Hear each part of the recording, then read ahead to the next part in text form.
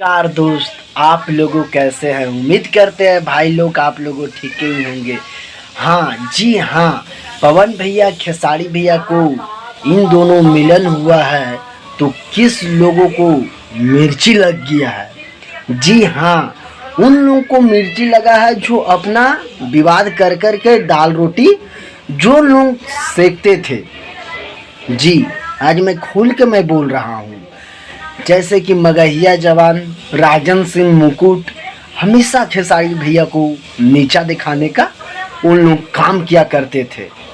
जी हाँ, उन लोगों को मिल जाने के बाद पवन भैया खेसारी भैया मिल गए तो उन लोगों को 50 तरह का दिमाग में नेगेटिव बात बना रहे हैं। तो ऐसा गलत है। पवन भैया खेसारी भैया दोनों मिलके भोजपुरी को कहाँ तक लेके जाएंगे इसका कोई अंदाज़ा नहीं है। तो प्लीज़ समर और गौतम और राजन सिंह मुकुट को हम हाथ जोड़ के हम विनती करना चाह रहे हैं कि प्लीज़ भैया आप भैया झगड़ा ना करें।